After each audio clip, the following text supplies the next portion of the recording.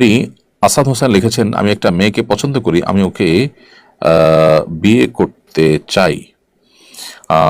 দেখুন, কাউকে আহ, পছন্দ হলো, হারাম সম্পর্ক করা ছাড়া সরাসরি বিয়ের প্রস্তাব দিয়ে বিয়ের উদ্যোগ নিতে হবে যদি সুযোগ থাকে, আর না হলে এখান থেকে সরে আসতে হবে। এই পছন্দ করাকরি এটা মানুষের জন্য হারাম এবং এটাকে মানুষকে হারামের দিকে নিয়ে যায় যদি বিবাহের উদ্দেশ্য ছাড়া এ ধরনের বাজ বিচার করা এবং দীর্ঘদিন রিলেশন বা অল্প হোক আর বেশি দিন হোক হারাম বিবাহের আগে যদি রিলেশন করা হয় সেটি।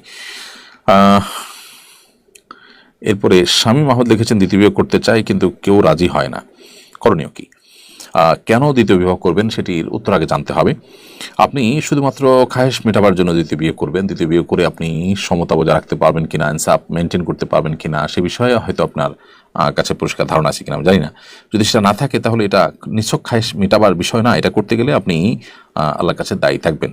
আর কেউ রাজি হচ্ছে না বলতে আপনি কি বোঝাতে চাচ্ছেন আমি সেটা পরিষ্কার না। যদি পরিবার আপনার স্ত্রী তাদের রাজি হওয়া না হওয়ার কথা বলেন তাহলে সেক্ষেত্রে শরিয়ার দৃষ্টিকোণ থেকে বিয়ে হওয়ার জন্য তাদের রাজি হওয়া জরুরি না, কিন্তু অবশ্যই আপনার স্ত্রীর হক আদায় করতে পারবেন কিনা, বড় আপনার সমতা বজায় রাখতে পারবেন কিনা এটা হলো বেশি গুরুত্বপূর্ণ, সেটা আপনাকে খেয়াল রাখতে হবে। এরপরে প্রশ্ন করেছেন সুবর্ণা ইভা, আপনি লিখেছেন একটা ছেলে মেয়েকে বিয়ে করেছে, মেয়ের পরিবার জানেন সব কিছু কিন্তু ছেলে কাউকে জানায়নি,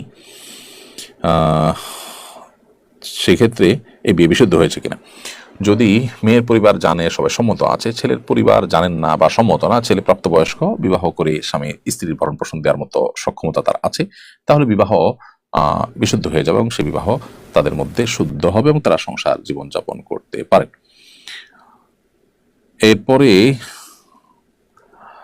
লিজা কুলসুম, আপনি লিখেছেন বর্তমান গেম খেলে টাকা উপার্জন করছে অনেকে, এটা কতটুকু হালাল? গেমস খেলে টাকা উপার্জন করা হালাল নয়, অনেকে এটি কাজ করছেন এবং এই কাজটি করে তারা গুনাহে লিপ্ত হচ্ছেন। গেমস খেলা একটা গুনাহের কথা, আর গেমস খেলে টাকা উপার্জন করা আরেকটা গুনাহের কথা। ইমানদার অহেতুক অনর্থক কাজ এমনিতেই করতে পারেন না, সেখানে সেটাকে উপার্জনের মাধ্যমে হিসাবে গ্রহণ করা তো আরও নাজায়েজ কথা। মনিরুজ্জামান, আপনি লিখেছেন, আমি এক কর্মজীবী মহিলা, নামাজের সময় অফিস চলাকালীন সময় আমি যে উজু করে নামাজ পড়ি সে উজু দিয়ে দ্বিতীয়বার নামাজ পড়া যাবে কিনা? অবশ্যই আপনার উজু থাকলে সেই উজু দিয়ে আপনি দ্বিতীয়বার নামাজ পড়তে পারবেন।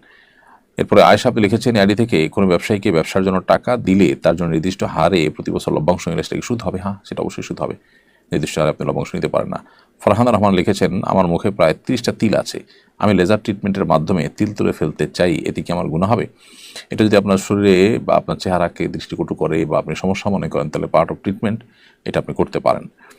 এসে মাহমুদ, আপনি লিখেছেন, আমি জেনা করছি কিভাবে মাপ চাইবো আল্লাহর কাছে? আল্লাহ তাআলা আপনাকে এই হারাম থেকে সরে আসার সৎসাহস দান করুন, বিবাহ করে ফেলুন এবং বৈধভাবে নিজের যৌন চাহিদাকে পূরণ করবার ব্যবস্থা থাকলে আশা করা যায় আল্লাহ তাআলা আপনাকে হারাম থেকে বেঁচে থাকার তৌফিক দান করবেন।